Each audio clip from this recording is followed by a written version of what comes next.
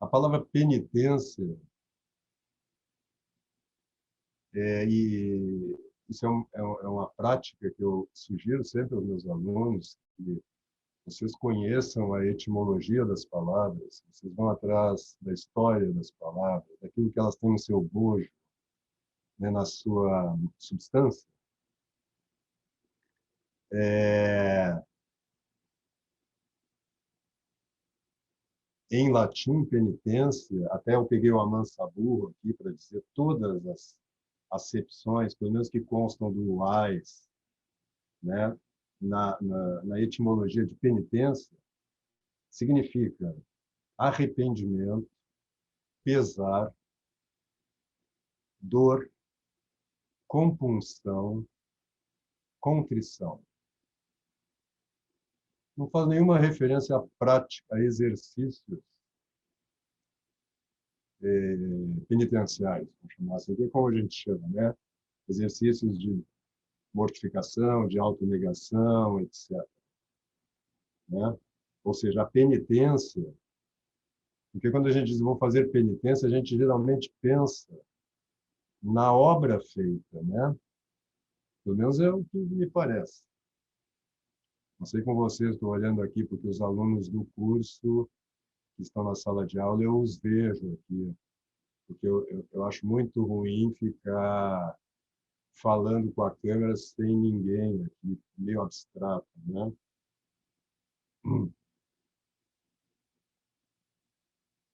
Na verdade, talvez a gente até devesse pensar, como algumas outras palavras sobre as quais algumas a gente até já comentou em sala de aula, a gente deveria traduzir, começar a usar outra palavra como contrição, por exemplo, né? Quaresma é um período de contrição, já melhora, né? Só que aí neguinho vai sair pela tangente, vai dizer, ah, tá bom, eu faço minha contrição, não preciso de obras exteriores, então não sei se é bom, né? É um pouco sobre isso que a gente vai falar hoje. Como é que se relacionam essas duas coisas? A contrição, a dor, a dor de ter pecado, a dor de ter se afastado. Essa outra palavra, né? Quando a gente fala pecado, especialmente para quem está fora da igreja ou está distante, já vem assim toda uma série de preconceitos que vê a prática espiritual como uma prática meramente moral e, pior ainda, moralista, né? Como se fosse assim uma série de regras, né, que são nos impostas de fora para nos oprimir, nos dominar e nos conduzir por caminhos, pelos caminhos do dominador. Todos esses raciocínios vêm na nossa cabeça, né? O Chesterton tem uma ótima, aliás, eu mesmo estava olhando o Ortodoxia essa noite, atrás de uma citação sobre a qual daqui a pouco eu vou falar. Não vou... Tem muito rodapé nas minhas aulas, né? Nota de rodapé. Enfim, é o meu jeito. Então, Chesterton diz em algum momento que os 10 mandamentos são como as instruções do fabricante, né? Que a gente lê quando compra um eletrodoméstico. Né? Então, você compra lá um liquidificador que diz não ligarás no 110, né? Se for 220, né?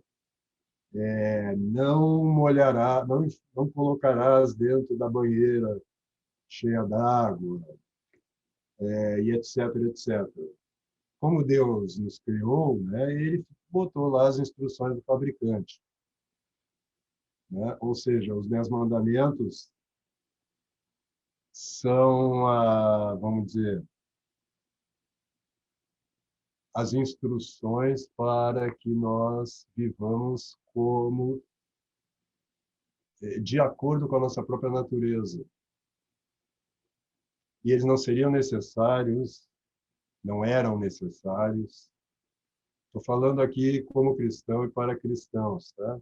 Se você não é cristão, não faz mal, mas estou tomando por dado alguns, vamos chamar de dogmas, que também as pessoas dizem, dogma.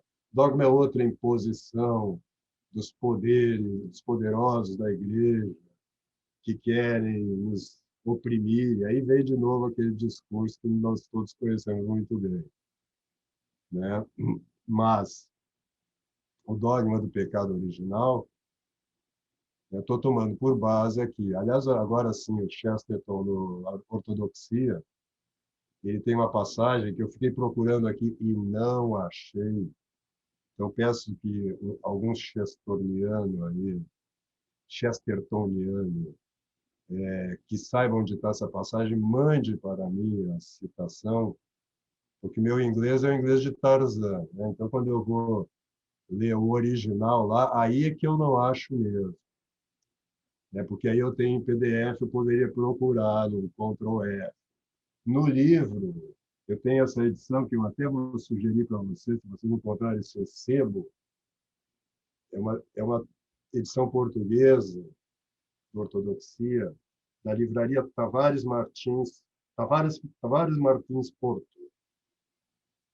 Está esgotada, evidentemente, é da década de 50, mas é a melhor tradução de ortodoxia que eu conheço. Nós temos mais umas, acho que 4 no Brasil. Nenhuma chega aos pés dessa aqui. Aos pés tá, estou exagerando um pouco. Então, o Chesterton diz em algum momento, no Ortodoxia, que o ponto mais evidente da doutrina cristã é o pecado original, né? Que assim basta você olhar para os seres humanos que já salta na cara que tem alguma coisa ali, né, na sua própria, no seu próprio interior que o leva a cometer, vamos chamar de pecados, atos maus, né, fingimentos, né? E ele exemplifica com basta você ver os meninos, né, botando fogo no rabo de um gato, né, como brincando disso, né, amarra o chumaço de algodão e põe fogo no rabo do gato. O menino gosta de fazer isso aí, né? E ainda são crianças. Mas eu gosto de lembrar de uma coisa mais, vamos dizer, mais original, que é o bebê com 1 mês, 2 meses de idade, quem é pai ou mãe sabe disso, ele já começa a fingir que está com dor quando ele quer companhia. Ele já começa a chorar, mas ele não está sentindo dor alguma. Ele simplesmente está lá, ele gosta da companhia da mãe, está sentindo falta da companhia da mãe, não é isso? E aí ele começa a chorar. Claro, ele não é um pecado, porque ele não está fazendo isso conscientemente, mas é uma tendência já lá a uma espécie de falsificação, né? Ou um jogo, talvez até seja melhor dizer isso, é um jogo. Olha, toda vez que eu choro quando eu estou com fome, a minha mãe aparece, né? Essa coisa quentinha, gostosa, né? E que me alimenta, que, né, é a fonte de todo bem. Então, quando eu estou com alguma incômodo, mesmo que não seja corporal, né? Eu vou fazer a mesma coisa que ela vem. E vem mesmo, não é isso?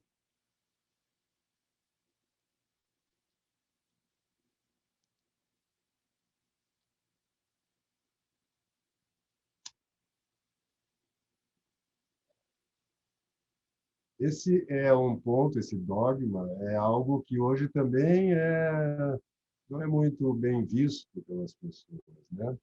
E, mesmo por nós cristãos, ele é um pouco relegado a segundo plano, me parece, quando ele é essencial, né? E isto por quê? Porque nós temos uma influência aí de pelo menos 300 anos de naturalismo, né? De que eu tenho chamado assim de cosmovisão moderna, ou seja, cosmovisão que nos vem da física mecânica, da mecânica física, física mecânica, né, que esvaziou o universo de símbolos, mas também de presença. Isso eu falei bastante lá no início do curso, mas é, também depois com a obra do Rousseau, que cria o mito do Bolsonaro, né? Quer dizer, daquele ser humano que não foi contaminado pela civilização, né? E, portanto, ele é naturalmente bom, né? O Marx, depois, né, ele leu o Rousseau. Marx deve muito a não só a Hegel, mas a Revolução Francesa, ali os iluministas, né? Ele também tem a mesma ideia, né, que o homem nasce bom e depois a estrutura social, as relações sociais de poder, né, é que vão estragando, vamos chamar assim. E o Cristo e a Igreja e o próprio judaísmo antes diz que é o contrário, que assim, o homem começa a pecar, né, por uma tendência que nos vem das nossas origens, pelo pecado de Adão, né, que foi fundamentalmente o quê? Uma, uma escolha de si mesmo em detrimento de Deus, né? Dito de outra forma, uma escolha da minha vontade independente da vontade de Deus, né? Santo Agostinho, quando ele fala na Cidade de Deus, sobre as duas cidades, né? Ele diz a mesma coisa, né? Que a cidade de Deus é aquela em que você nega-se a si mesmo, né? E afirma o próprio Deus. Eu não me lembro das palavras dele. Eu até procurei aqui rapidamente, não achei, já estava na hora. E que a cidade dos homens, né? A cidade do pecado, a Babilônia, ele usa, é o contrário, é a escolha de si mesmo, né, até a negação de Deus. Assim, e a outra é a negação de si, a escolha de Deus até a negação de si mesmo. E acho que isso é um ponto muito importante para a gente meditar sobre essa questão da penitência, né, e colocá-la, vamos dizer assim, num ponto de vista mais justo, né?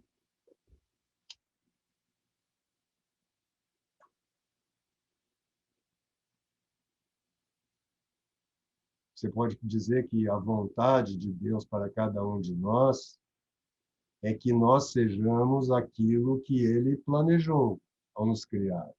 É um negócio lá do fabricante, né? A vontade do fabricante do liquidificador é que ele seja plenamente liquidificador, né?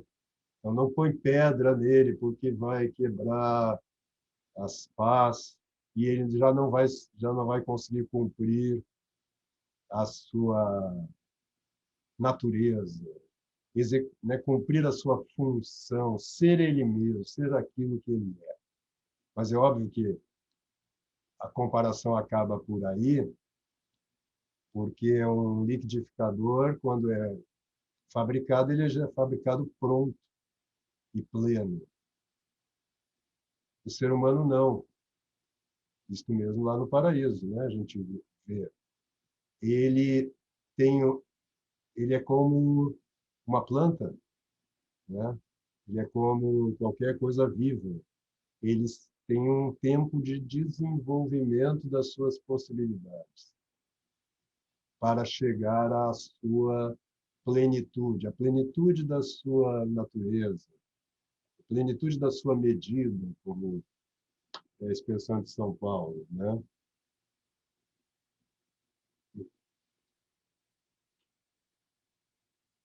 Então, cumprir a vontade de Deus, como está lá no próprio Pai Nosso, né? Teoricamente, é fazer justamente aquilo que é o melhor para que eu atualize as minhas possibilidades como ser humano, para fazer aquilo que é melhor para que eu chegue a ser eu mesmo, né?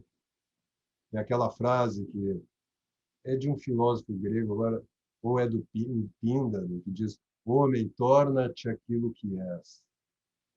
Né? Cumprir a vontade de Deus, acho que fica claro isso para você, senão eu tô aqui com o chefe do meu lado, faço as perguntas, tá? Cumprir a vontade de Deus para a nossa vida é exatamente o processo através do qual eu me torno eu mesmo, em plenitude. Então deveria ser fácil para nós. Assim, então, maravilha, não é isso? Claro que a vontade de Deus para cada um de nós não está lá só nos 10 mandamentos. Os mandamentos são gerais, universais. Então, lá são só as instruções do fabricante. A vontade de Deus na nossa vida, ela se particulariza em cada momento da nossa vida de acordo com as circunstâncias e com o nosso próprio desenvolvimento pessoal, né?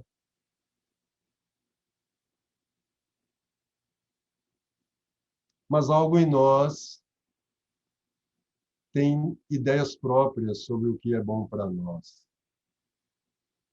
Isso seria... Eu não vou fazer uma aula sobre o pecado original aqui, porque senão nós vamos mudar de tema, mas isto certamente é uma consequência do pecado original. E não só uma consequência, é algo que está em germe já antes do pecado, porque, claro, isto vem de uma sugestão do demônio, né? Que é isto que ele diz, né? Não, Deus não te deu, Deus não permite vocês comerem dessa árvore ali, porque se vocês comerem, vocês serão como ele. Ele não diz como ele, né? Ele diz como deuses, né? Quer dizer, onipotente, donos da sua própria vida, sem depender de ninguém, né? E aí vai insinuado de que há na nossa natureza esta potência de sermos deuses, né? O que, de um certo ponto de vista, está certo? Nós somos deuses por participação, vamos dizer assim. Mas o demônio sugere que nós podemos ser deuses por um ato próprio, vamos dizer assim, independentemente do próprio Deus, né? E eles caem nisso. E nós caímos nisso todo dia, né? Que esse negócio de pecado original acontece de uma certa forma na eviternidade, ou seja, fora do tempo cronológico. Então, toda vez que nós pecamos, em última instância, nós estamos escolhendo a nossa própria onipotência. Digo, o melhor é fazer isso, mas eu vou fazer aquilo. Por quê? Porque eu quero, né?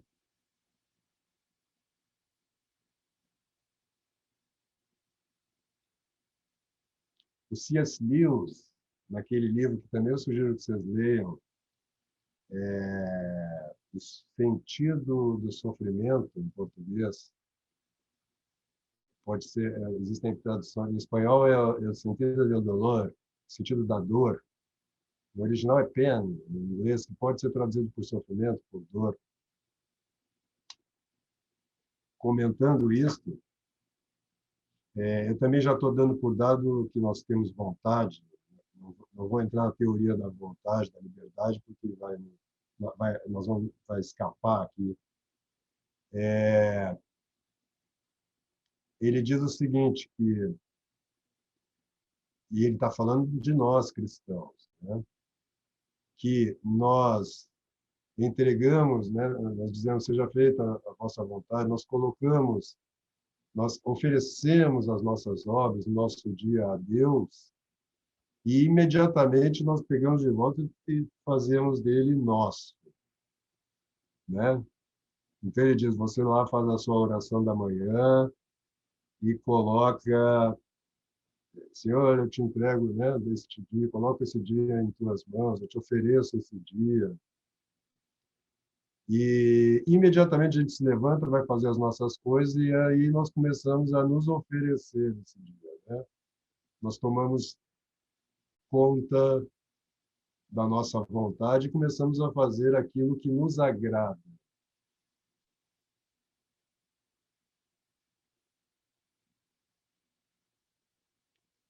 Ele comenta que até no próprio, e aí é outro ponto que a gente deve meditar, é um ponto de meditação aí para vocês, que nós não vamos desenvolver agora, é, ele diz, por exemplo, quando eu comecei a escrever este livro, era mesmo, havia uma intenção de serviço e de louvor a Deus, de fazer a vontade de Deus na minha vida como escritor, cumprir algo que está de acordo com a vontade de Deus. Lá, aqui na metade do livro, esse livro eu já estou envolvido com ele, ele me dá um puta prazer, eu sou escritor, eu gosto, e eu começo a fazer esse livro por mim mesmo também, e para a minha própria glória, vamos dizer assim. E todo mundo é assim, eu estou correndo esse risco agora mesmo, né? Estou aqui tentando falar isso, que para o bem de vocês, para o meu, o bem da minha própria alma, para a glória de Deus, para etc, etc, etc. Mas sempre tem aquele o homem velho, como diz São Paulo, que se que tem prazer nisso, diz, olha como eu sou, olha que frase inteligente, né? Então isso é um perigo, você tem que estar sempre batendo no homem velho, né? Olha, a penitência é um pouco isso, você tem que ficar batendo no homem velho até ele morrer, não é assim que São Paulo diz, né? Ele faz essa distinção entre o homem velho e o homem novo, né? Não vamos entrar na teoria da graça aqui também, mas tá ligado a isso aí, quer dizer, no momento que você é batizado, você está em estado de graça, você tem o próprio Deus habitando em você. E, portanto, cumprir a vontade de Deus deveria ser mais fácil. Hum? Mas começa essa batalha, e aqui nós temos, quer dizer, esse é um dos aspectos da penitência, da mortificação, começa essa batalha entre esses dois homens, o homem novo e o homem velho. Né? O homem novo quer dar glória a Deus, quer se diminuir, né? Diz lá com São João Batista, é preciso que ele cresça e eu diminua, né?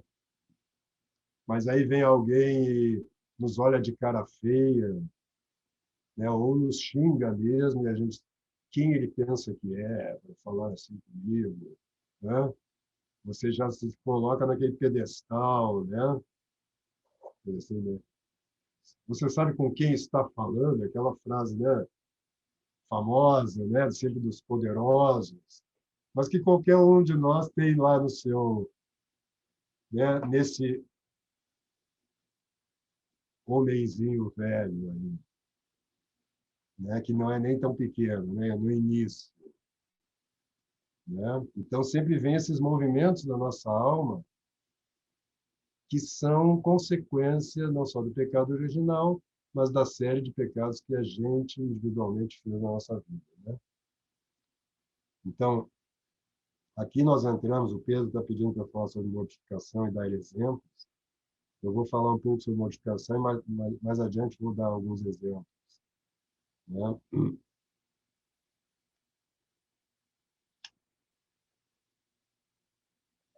É, a mortificação, em essência, ao contrário não, mas diferentemente da penitência, nós falamos um pouco da penitência. A penitência é exatamente, a gente pode chamar de arrependimento, metanoia, em grego, né? Que é o que João Batista diz, arrependei-vos e crede no Evangelho. Cristo diz isso também, né? Esse arrependei-vos, em grego, é metanoia. É um arrependimento com dor, vamos dizer assim, como quando a gente se arrepende, né? Quando a gente faz Todos nós pecamos. Então, pegue lá uns pecados mais cabeludos que você já fez. Não precisa contar para ninguém, não. E nem é bom ficar muito lembrando dessas coisas, né? Porque você... Mas agora lembra lá algum e você diz, pô, quando você se arrependeu daquilo ali, né? Quando foi um verdadeiro arrependimento, é uma dor de ter falhado, né, em relação a alguém que te ama, não é isso?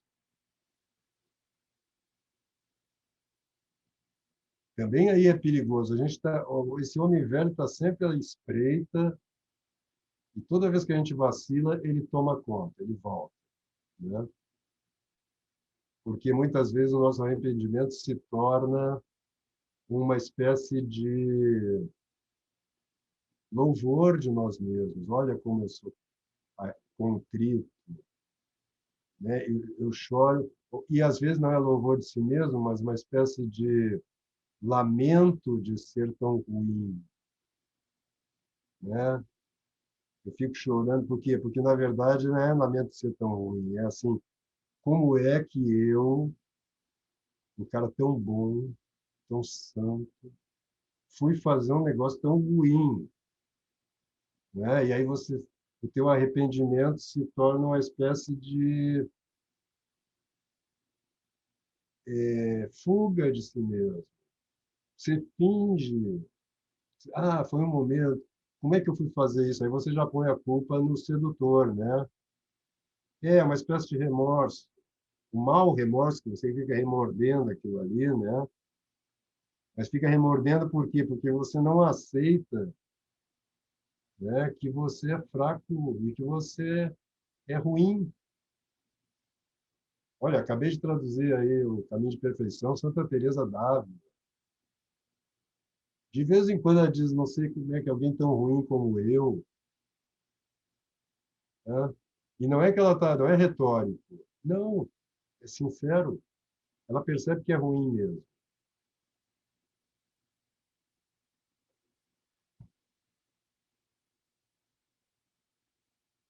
Porque tudo que nós temos, né, como de São Paulo, ele diz para um homem que é orgulhoso, né? Do que tu te orgulhas se tudo te foi dado? Tudo nos foi dado. A própria vida nos foi dada. Ou você gerou a sua própria vida? Não, né? Então tu te orgulhas do quê? Então nós somos, sob determinado ponto de vista, nós somos nada. Pelo menos nós não devemos, nós devemos nada a nós mesmos. Tudo que nós temos é dom, né? E quando nós pecamos, quer dizer, quando nós negamos nossa própria esse dom, aquilo que nos foi dado, né? Porque nós achamos que temos ideias melhores sobre como eu devo ser e como as coisas devem ser, né? Eu me torno algo que assim é abaixo do nada, né? Negativo, é menos um, né? Matematicamente falando, né? Porque você sabe que todo número negativo é uma abstração, né? É só é uma figura de cálculo, né? Porque não existe menos um na realidade, né? Nem o zero existe.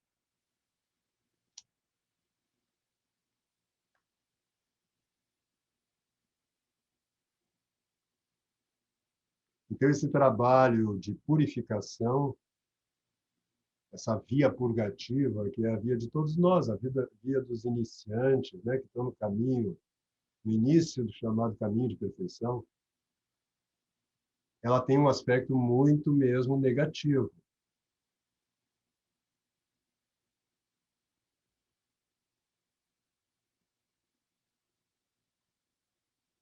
A Sara está dizendo, mas eu acho a vida tão boa, de modo geral. Como conciliar isso com essa visão de que eu sou ruim? Eu não consigo pensar nestes termos. Não, você não pode pensar só nestes termos, Sara. Você não é só ruim, né? Na verdade, a tua natureza é o que diz a doutrina da criação. Nós fomos criados, o ser humano foi criado bom. Bom, tudo que é bom, né? O problema é que o que há de bom em nós, muitas vezes, está sufocado, e foi sufocado por quem? Em última instância, por nós mesmos, por uma série de escolhas que a gente vai fazendo que contrariam nossa própria natureza, né? Isto por um lado. Por um outro lado, é